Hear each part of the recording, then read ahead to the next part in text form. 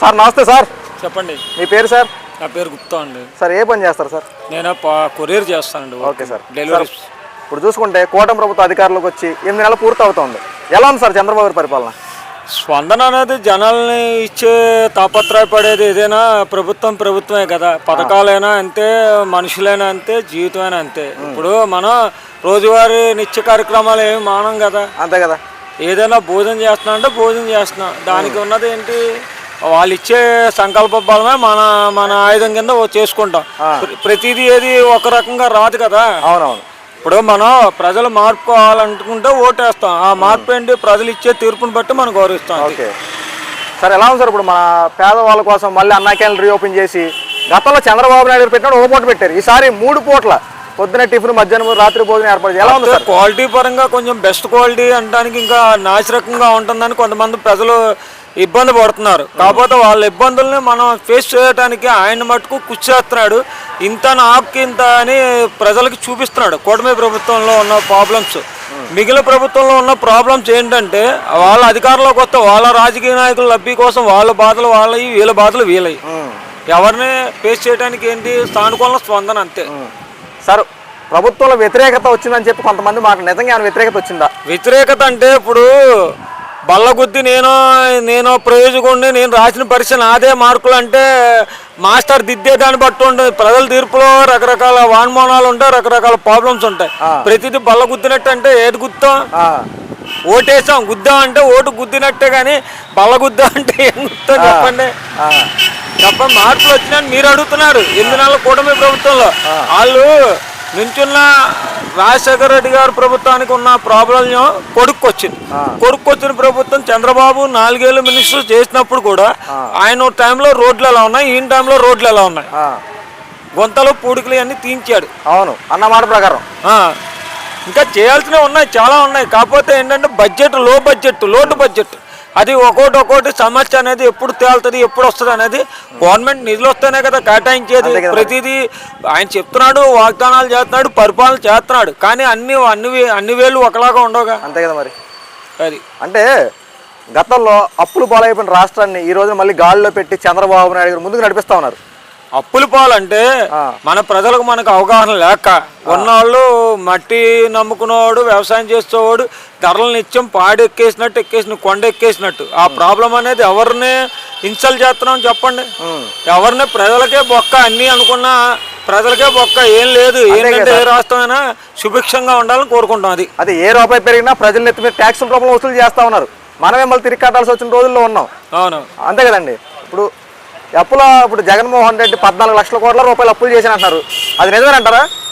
ఆయన దృష్టికి paper statement, నా ముఖం నేను, నా రూపాయి ముఖం ఆయన చూసుకుంటానే తప్ప ప్రజలకు కనిపెట్టింది ఏంటి, దాన్ని చేసింది ఏంటి అనేది ఆయన ఇష్టాన్ని బట్టి ఉంటుంది.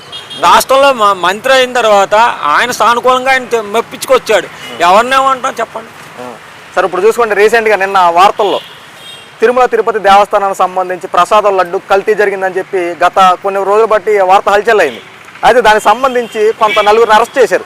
అయితే జగన్మోహన్ రెడ్డి కల్తీయే జరగలేదన్నారు. కానీ ఇప్పుడు కల్తీ జరిగిన ఆరోపణలు వచ్చే 9 కూడా అరెస్ట్ అయ్యారు. ఏంటి సార్ దీని విషయం పై? నెయ్యి అనేది దేవుడికి ఇచ్చే లడ్డు యొక్క పవిత్రత, అది ఏంటి, ప్రజలు ఇచ్చే తీర్పు. హిందువులైనా కానీ అక్కడ ఆయన స్వామివారి దర్శనానికి అది తేల్చాల్సిన ల్యాబ్. ప్రజలు 9 అరెస్ట్ చేస్తే ఆ ల్యాబ్ వచ్చే రిపోర్ట్ని బట్టే గవర్నమెంట్ తీర్పు. మనం ఏం చెప్పినా గవర్నమెంట్కి వ్యతిరేకంగా వెళ్ళలేం. ఇప్పుడు నన్ను అరెస్ట్ చేస్తారు, గవర్నమెంట్కి ఎవిడెన్స్ కావాలి. ఎవిడెన్స్ ఉంటేనే కదా పని అయ్యేది. అంటే ఇప్పుడు ఎవిడెన్స్ బట్టి, ఆ ల్యాబ్ రిపోర్ట్లు బట్టి కల్తీ జరిగిన పక్కా ఆరోపణలు వచ్చినాయి, అవి నిజమైనవి. ఇప్పుడు 9 అరెస్ట్ చేశారు. అంటే ఇప్పుడు కూడా వైఎస్ఆర్సీపీ పార్టీ వాళ్ళు ఏమన్నారంటే, కల్తీ జరగకుండానే ఇదంతా రూమర్స్ చేసి స్ప్రెడ్ చేస్తా ఉన్నారని చెప్పి అంటున్నారు. నిజమంటారు? రూమర్ అనేది గోడ మీద సొన్నం ఎప్పుడైనా రాళ్ళుద్ది, కానీ గోడ మీద సొన్నం వేసిన తర్వాత రమ్మంటే వస్తుందా? ఇదేనా అంతే. రూమర్ అనేది కామన్. మనం గోడ మీద రంగేస్తాం, వచ్చి మళ్ళీ బ్లేడ్ తగ్గికేస్తే రంగు రాదు, బ్లేడ్ బొక్క. సార్ అసలు దేవుడితో చెలగాటం ఆడకూడదు. అదే చెప్పేది, ఆ మాట క్లియర్ గా చెప్తున్నా. లడ్డీలో కల్తీ జరిగిందనే విషయం భగవంతుడికి తెలిస్తే మనం ఎందుకు, మన ప్రక్రియ ఎందుకు? భగవంతుడే చూసుకుంటాడు. ఎవరైనా ఆయన దృష్టిలో దోష నిర్దోష అనేది ఆయనే తెలుస్తాడు. సరే, ఆయన ఈ మధ్యకాలంలో దేవుడి దగ్గరికి వెళ్తే రాజకీయాలు అక్కడ మొత్తం ములుసుకొని అక్కడ రాజకీయాల గురించి ప్రస్తావించడం ఎంతవరకు కరెక్ట్ అంటారు ఈ అసలు? ఇప్పుడు దైవభక్తి కోసం వెళ్ళి రాజకీయం చేయడం ఒక రకంగాను. ఇప్పుడు కుంభమేళా పెట్టారు, వైరాగులు సాధువులు సన్యాసులు 4 మంది వచ్చారు. వాళ్ళని ఎవరినైనా తరిమేస్తారా మనోళ్ళు? లేదు.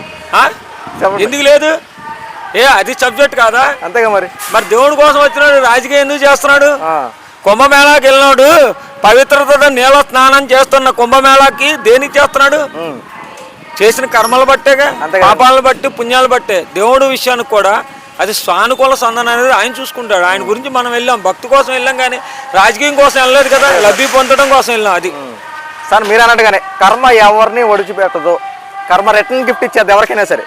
అలాగే ఇప్పుడు వైఎస్ఆర్సీపీ పార్టీలు గతంలో కొంతమంది అవినీతి ఆరోపణలు ఎదుర్కొన్నారు. ఇప్పుడు వాళ్ళు అరెస్ట్ అవడానికి కొన్ని రంగం సిద్ధం అవుతా ఉన్నాయి. ఏమంటే చట్టం తన పని చేసుకుపోద్దండి. ఒక్క అవకాశం ఏమన్నారు, ఇచ్చారు. ఆయన చేయగలిగింది ఏంటి? మంచి అనేది ప్రజల్లో ఆయనకి ఏంటి? పెన్షన్లు ఇచ్చాడు, అమ్మబడి ఇచ్చాడు, ఆయన రకరకాల చేశాడు. అది ప్రజలకు కొంతమందికి ఇష్టపడ్డారు, ఇష్టపూర్వకంగా తీసుకున్నారు, కొంతమంది ఇష్టపూర్వకంగా తీసుకోవాలి. ఎవడింట్లో దీపం ఆడు వెలిగించుకుంటాడు, కానీ పక్కోడు ఎవడ వెలిగించాడు కదా. అంతే కదా మరి. ఆయన పద్ధతి అయింది, ఆయన లభ్య అయింది, ఈయన పద్ధతి అయింది. విమర్శించడానికి మనం వచ్చిన రేపొద్దున ఆయన అధికారంలోకి వచ్చాక నన్ను విమర్శించారు, నన్ను ఎరగదంగా పోవడం అనేది కారణం ఉండదుగా. అంతే కదా మరి. ఎలా ఉంది సార్ ఫైనల్ ఇప్పుడు చంద్రబాబు పవన్ కళ్యాణ్ కలయిక ఎలా ఉంది?